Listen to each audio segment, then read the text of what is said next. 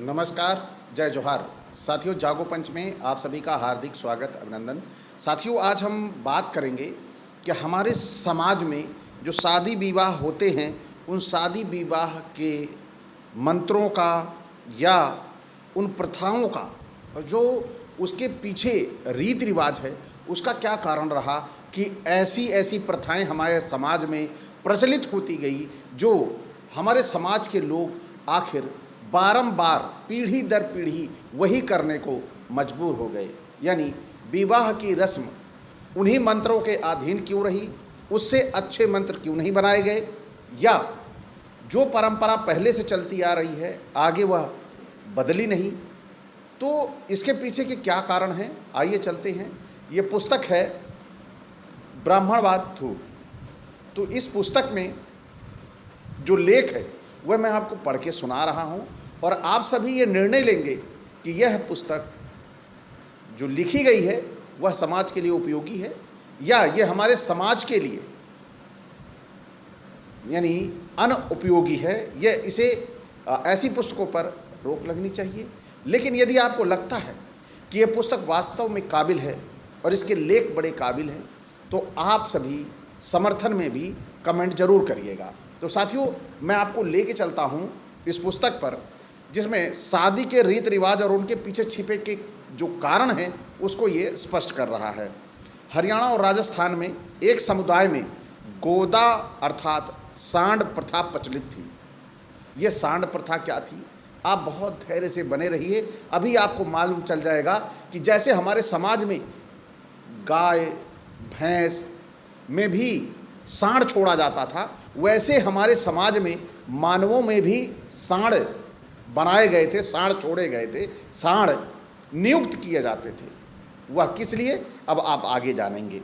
उस समुदाय के लोग हष्ट पुष्ट और बलशाली बच्चे पैदा करना चाहते थे, अतः उन्होंने कुछ हष्ट पुष्ट बलशाली युवकों को गोदा अर्थात सांड घोषित किया हुआ था, और वह गोदा अपने समुदाय की विवाहित स्त्री से समागम करते थे ताकि उनसे पैदा हुए बच्चे उनकी तरह बलशाली हों। प्रत्येक समय के साथ उन्हें यह प्रथा मान्य नहीं लगी और उन्होंने इस प्रथा को छोड़ दिया। इस समुदाय में कोई भी इस प्रथा के गुणगान नहीं करता। साथियों, ये प्रथा पहले चला करती थी, लेकिन आज उनको जब वो शिक्षित हो गए, पढ़े लिखे हो गए, तब उन्हें पता लग गया कि वाकई ही ये प्रथा हमारे लिए बड़ी शर्मनाक है, बहुत गलत बात है कि यानी एक व्यक्ति को सांड नियुक्त किया जाए, उसी से सांड से ही सारे समाज में बच्चे पैदा हों। तो उन्हें लगने लगा कि ये बहुत बुरा है और उन्होंने छोड़ दिया। लेकिन आज भी हमारे समाज में बहुत सारी कुरीतियाँ ऐसी हैं, बहुत सारे ऐसे रीति रिवाज हैं जो लगातार चलते जा रहे हैं, लोग उसे छोड़ने का नाम नहीं ले रहे। क्यों? क्योंकि उसके पीछे का जो पारलौकिक कारण बनाया गया है, इसीलिए वो उसे छोड़ नहीं पा रहे। अब ये सांड प्रथा भी पारलौकिक ही रही होगी, लेकिन धीरे धीरे लोगों को जब समझ में आया तो उसका त्याग किया।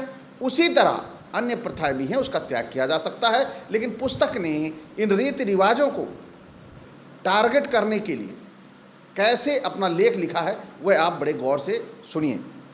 ब्राह्मणों ने ऐसी ही प्रथा का बीभत्स स्वरूप आर्य समुदाय में प्रचलित कर रखा था। जहाँ गोदा प्रथा का उद्देश्य बलशाली बच्चे पैदा करना था, वहीं ब्राह्मिक प्रथा का एकमात्र उद्देश्य पर स्त्री गमन अथवा अयासी था। आज भी हिंदुओं की शादी में ब्राह्मण इस प्रथा का गुणगान करता है।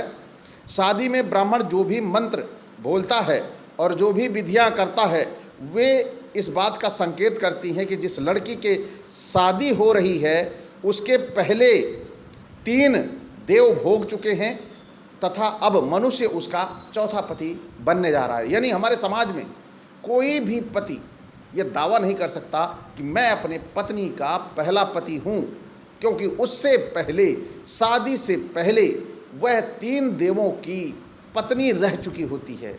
ये लेख पुस्तक कह रही है, और ये मंत्रों में भी है। ये प्रमाणिक तौर पर है, इसका समर्थन मैं भी करता हूँ कि ऐसा हमारे समाज के वैवाहिक जो मंत्र हैं, उन मंत्रों में ऐसा है। फिर आगे, ब्राह्मणों के सर्वोच्च ग्रंथ ऋग्वेद में आज्ञा है कि कन्या को के पहले 3 पति यानी कौन, अग्नि, वरुण, सोम गंधर्व हैं, अतः मनुष्य उसका चौथा पति है, जो उसके 3 पति हैं और मनुष्य चौथा पति है। अग्नि को देवों का दल्ला कहा जा सकता है। ब्राह्मणों के हर यज्ञ में सुरा सुंदरी और संपत्ति का चढ़ावा होता था, उसमें देवों का भी हिस्सा होता था। उस हिस्सों को देवों तक सप्लाई करने का काम अग्नि का होता था। यानी जो भी हवन यज्ञ कुछ भी किया जाता था, अगर वो देवों तक पहुंचाना है तो अग्नि जो जलती थी वो देव अग्नि उस कुंड में जो यज्ञ में जो जलती थी तो वह उसके जरिए उन तक पहुंचती थी। तो वो अग्नि ही जलाता था, इसलिए सब तक पहुंचती थी। यानी ऋग्वेद में कथा है कि जो देवों के लिए माल ढोते ढोते उनके कई भाई मर गए, तब उसने हड़ताल कर दी और उसका अपना हिस्सा बढ़ाया गया, तभी वह सप्लाई शुरू रखने के लिए राजी हुआ। अतः लड़की पर पहला हक माना गया। यानी जो भी चढ़ावा चढ़ाया जाता है, देवों का जो हिस्सा होता है, और ये जो सप्लाई करता है सप्लायर, इसने जब मना कर दिया सप्लाई करने से, तो इसको आगे किया गया कि तुम ही अब इस काम को संभालोगे। फिर आगे, अतः लड़की पर पहला हक उसका माना गया। ऋग्वेद में आज्ञा है कि अग्नि कुमारियों का जार है तथा विवाहितों का पति है। अतः अग्नि का शादी से पहले और शादी के बाद भी आर्य स्त्रियों पर अधिकार माना गया है। सोम यज्ञ में पी जाने वाली शराब है। सोम पिए बिना यज्ञ हो ही नहीं सकते थे। ऐसी शराब बनाने वाले विशेष लोग होते थे। अतः यज्ञ में शराब बनाने और सप्लाई करने वाले का भी हक लड़की पर माना जाता है, माना गया है। फिर ऐसी जो गंधर्व खाने पीने और ऐश करने वाले देव थे, उनकी देखा देखी ही ब्राह्मणों ने गोधर्म चलाया था। अतः लड़की पर उन अयाशों का भी हक माना गया, यानी उन देवों का भी हक माना गया जो शादी के पहले उसके पति होते थे। जहाँ ऋग्वेद में हर लड़की पर अग्नि, गंधर्व, सोम नामक 3 देवों का कब्जा माना गया है, वहीं अश्वालयन ग्रह सूत्र अध्याय 1 खंड 7 सूत्र 7 में वधु पर आर्यमन, वरुण और पूषण नामक 3 देवों का कब्जा माना गया है, जिनके चुंगल से वर अपनी वधु को साक्षात छुड़वाता है। देव वर वधु पर आक्रमण करते हैं, लड़ाई होती है और अंत में देवों को मुआवजे के रूप में धान आदि देकर वधु को आज़ाद करवाया जाता है। आज भी शादी में जो मंत्र जाप होते हैं अथवा धन अर्पित करने की जो विधि की जाती है, वे सब इसी प्रथा के द्योतक हैं। आप सभी समझ सकते हैं कि ये जो मंत्र बने हुए हैं, उन मंत्रों के जरिए ये जो शादी विवाह होता है उसमें 3 देवों से मुक्त कराने की भी प्रक्रिया का प्रचलन है। बाबा साहिब के अनुसार विवाह में होम और उसके मंत्रों का यही अर्थ निकलता है कि वर देवों के चुंगल से अपनी वधु को आज़ाद करवाता है। लगता है तभी से दूल्हा तलवार लेकर बारात में जाने लगा था, बाद में यह प्रथा बन गई। यह भी एक तथ्य है कि प्राचीन भारत में आम मनुष्य को जो वधु मिलती थी वह उसका चौथा पति होता था। उससे पहले ये 3 देव ब्राह्मण उसे भोग चुके होते थे। अथर्ववेद खंड 2 और अनुवाक 6 सूक्त 5 ऋक 2 में इस बात का स्पष्ट वर्णन है। रजवाड़े महोदय इस ऋचा का अर्थ इस प्रकार से बताते हैं। वह क्या है? वह बताते हैं कि अलौकिक व्यभिचारी सोम, ब्रह्मा और सूर्य ने योनि का आनंद उठाया है।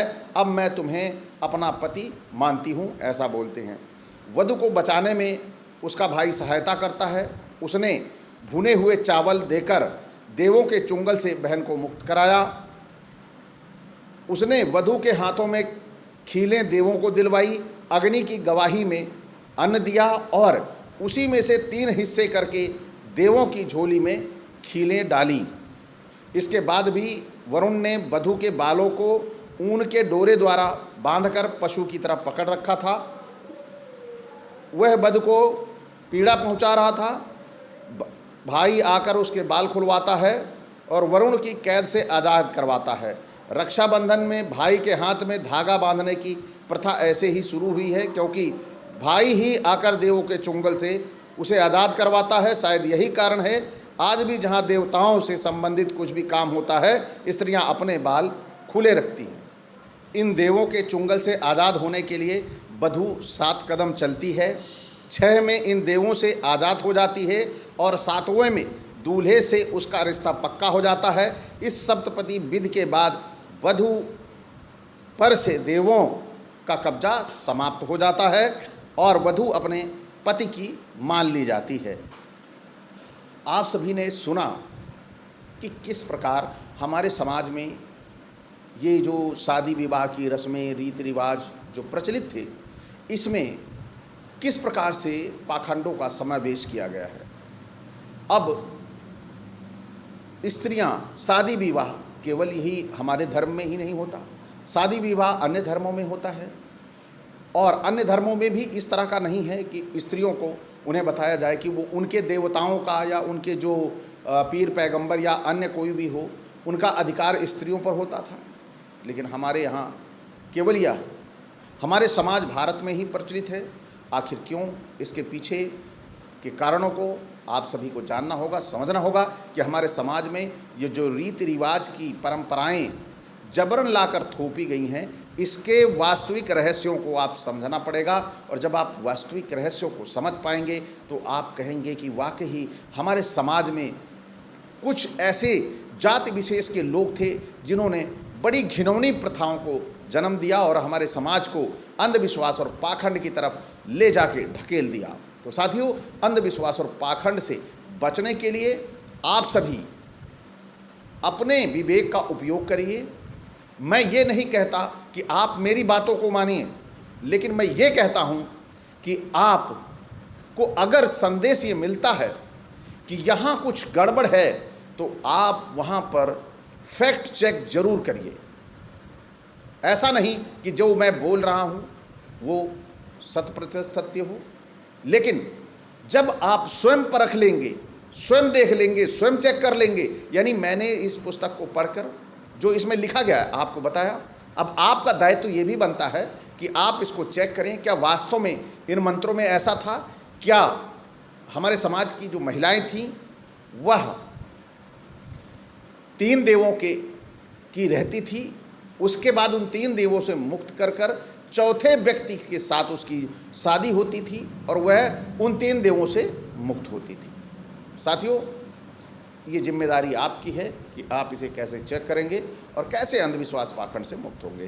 तो आज का ये वीडियो आपको कैसा लगा? यदि अच्छा लगा हो तो लाइक करें, साथ ही जो हमारे साथी नए देख रहे हैं वो चैनल को सब्सक्राइब करना ना भूलें, साथ ही बेल आइकन की घंटी दबा लें जिससे हमारे वीडियो का नोटिफिकेशन आप तक तुरंत से पहुंच जाए। इसी के साथ मैं आपसे विदा चाहूँगा। नमस्कार, जय जोहार।